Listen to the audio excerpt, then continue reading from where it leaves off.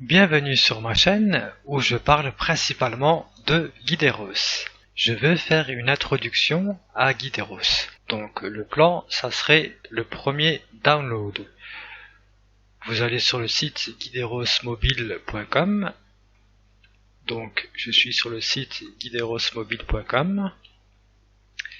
Vous cliquez sur Download,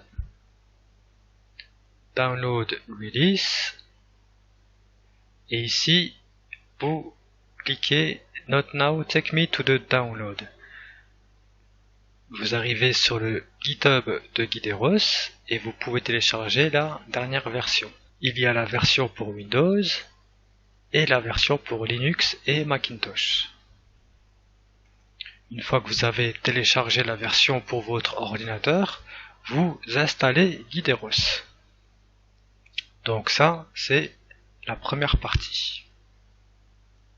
Ensuite, documentation, wiki, où commence-t-on? Alors, documentation wiki. Vous allez sur le site wiki-guiderosmobile.com ou bien vous allez sur le site principal, ressources, documentation. Et là, vous arrivez sur le wiki, hop, ici, wiki de Guideros Mobile. Ok, donc ça c'était le wiki. Where to start? Où commencer? Alors, la partie du haut, c'est la documentation des API. Donc là, c'est l'API pour le Lua, le code Lua. Là, c'est l'API, donc la documentation pour les fonctions ou les classes de Guideros. Et là, c'est la documentation pour les plugins de Guideros. Si on retourne sur l'écran principal, on voit qu'ensuite on a des guides et des tutoriels. Alors pour commencer avec Guideros, je vous conseillerais de cliquer sur Quick Start et Guideros. C'est tout en anglais, donc il faudra quand même comprendre un petit peu l'anglais. Ça c'est la phrase d'accroche de Guideros. Vous pouvez lire les avantages à utiliser Guideros et les plateformes vers lesquelles on peut exporter. Donc là, ce qu'on va faire dans cette première vidéo, on va commencer à faire du code, des exemples code de base, simple. Hop, donc ça c'était la deuxième partie.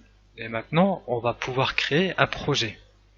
Donc une fois que vous avez téléchargé et installé Guideros, vous allez lancer le programme. Pour moi, il est ici. Et vous arriverez sur cet écran. Donc ça, c'est le studio de Guideros.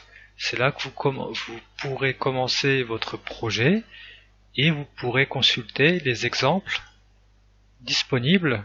Si par exemple vous voulez faire de la 3D ou bien des shaders, ou bien par exemple donc il y a du son, et si vous voulez regarder comment faire un swipe sur votre téléphone, vous pouvez cliquer sur l'exemple là et vous pourrez voir comment ils l'ont fait.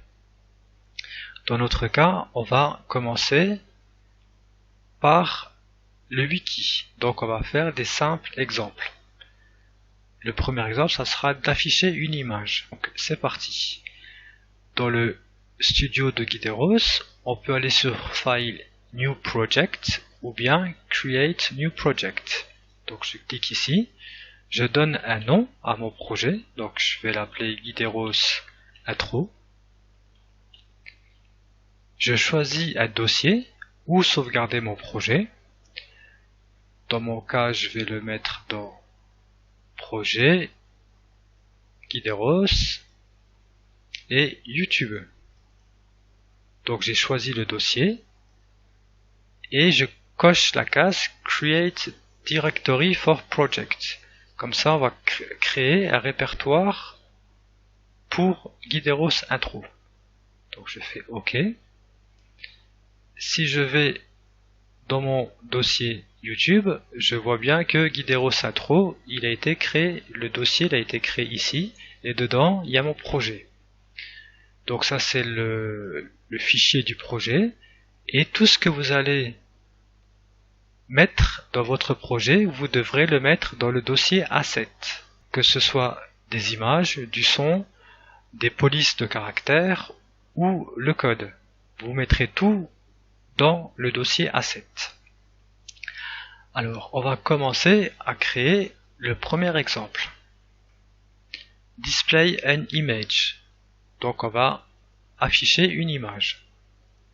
Pour ce faire, il faut créer un fichier main. Donc, on clique droit et on fait Add New File. On appelle le fichier main.lua. Tous les projets Guideros doivent obligatoirement contenir un fichier main.lua. Je clique Entrée et je double-clique pour ouvrir le projet, pour ouvrir le fichier. Alors, si vous cliquez sur la touche CTRL et la molette de la souris, vous pouvez augmenter et décrémenter le texte. Vous pouvez aussi changer le thème du studio. Pour ma part, je vais choisir un thème dark. Donc je vais choisir Metro Dark QSS. Open, yes. Donc là maintenant c'est mon nouveau thème. Hop, j'augmente la taille du texte et on va afficher une image. Bal.png. Il nous faut une image. Dans mon cas, j'ai choisi une image de fond, donc je copie l'image. Je vais dans mon dossier Asset et je colle l'image. Je vais dans le dossier, dans le dossier Files et je fais clic droit, Refresh. Maintenant j'ai mon image qui est affichée dans le projet. Et là je peux commencer le code. Première chose à faire, c'est de créer une variable qui va contenir la texture de l'image. Donc local my texture, donc je préfère mettre le code en anglais pour prendre l'habitude de parler en anglais. Local my texture, donc ça c'est ma variable locale que j'appelle my texture et je vais appeler la fonction texture dot ou point new. Ouvrez et fermez la parenthèse. Donc, je vais entre les deux parenthèses. Je vais sur l'image, je fais un clic droit et Insert into Document. Comme ça, c'est l'image, le chemin de l'image que je passe dans le paramètre. Donc ça, c'est fait. Maintenant, on va créer un bitmap qui va contenir la texture. C'est une variable locale, local my bitmap égale bitmap.new et je lui passe la texture. Donc la texture elle s'appelle myTexture. Donc, une fois qu'on a créé nos deux variables, on peut afficher l'image et l'image c'est bitmap. Dans les projets Guideros, on doit ajouter tous les éléments visuels, on doit les ajouter au stage. Donc la racine du projet, dans Guideros, ça s'appelle le stage. Et on va ajouter un enfant. L'enfant, ça va être l'image. MyBitmap. Add child. Et je vais ajouter l'enfant image. Donc MyBitmap. Et c'est tout. Je peux maintenant lancer le Guideros Player en cliquant sur l'icône ici. Ça va lancer le Guideros Player. Et une fois qu'il est lancé, Guideros Studio et le Player, ils sont reliés maintenant par l'adresse IP.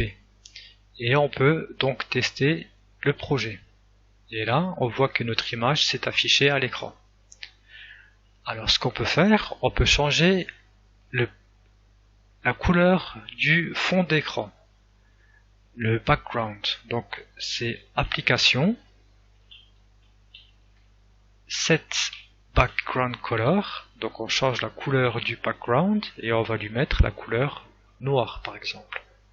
Alors ça prend, c'est RGB, donc R, G et B. Rouge, bleu et vert. Non, rouge, vert et bleu.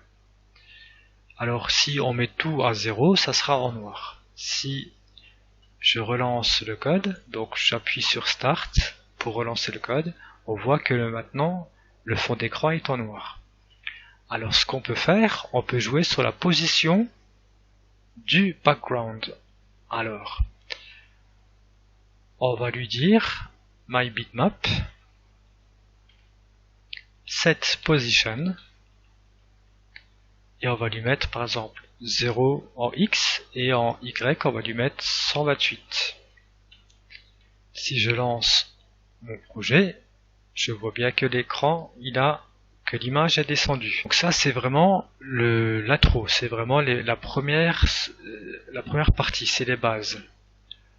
On peut rajouter des commentaires en mettant 2 symboles moins. Donc 2 symboles moins, ça veut dire que c'est une ligne de commentaires. Par exemple ici je vais mettre le commentaire background color. Background color. Et ici je vais mettre texture. Et ici je vais mettre hop, bitmap. Et ici pourquoi pas ajouter stage. On a créé notre texture, notre bitmap qui contient la texture et on l'a ajouté au stage. Donc ça c'était la première partie. Maintenant ce qu'on peut faire c'est ajouter du texte. Alors on va ajouter du texte, some text, hop, on crée une variable locale, myText equals textfield.new. Premier paramètre, ça prend la police de caractère de notre texte, mais comme j'ai pas de police de caractère, je peux mettre le paramètre nil. Et je vais écrire mon texte. Hello world. Hop, je vais bouger le player. Donc là j'ai créé mon texte et maintenant je dois l'ajouter au stage parce que je veux qu'il apparaisse sur mon écran. Stage, add child et j'ajoute my text. Hop, my text. Si je lance le projet, j'ai une erreur. Unfinished string. J'ai oublié de fermer le guillemet. Je lance le projet et là, je ne vois rien du tout parce que le texte est en noir et il est positionné tout en haut. Donc je vais pouvoir changer la position du texte. Je prends le texte qui est sauvegardé dans la variable myText. Donc je prends myText, set position et je vais le mettre en 64 pixels sur le X et en 128 sur le Y. Je vais aussi changer la couleur du texte. myText, set text color, je vais le mettre en blanc. Le blanc c'est 0x et FF. Si je lance le projet, je peux appuyer sur la touche CTRL R. Et là maintenant je vois, mais c'est en tout petit. Je peux augmenter la taille du texte. Donc je prends la variable myText, set scale, et je vais l'augmenter de 5 fois la taille originale. CTRL R, et là maintenant je vois que j'ai Hello World qui s'affiche. C'est vraiment très facile à faire et c'est assez fun. C'était une petite introduction à Guideros et la prochaine vidéo, on va commencer un projet dans lequel je vais ajouter un élément après l'autre pour faire un jeu complet. Ça sera une introduction à Guideros. Voilà, à bientôt dans la nouvelle vidéo.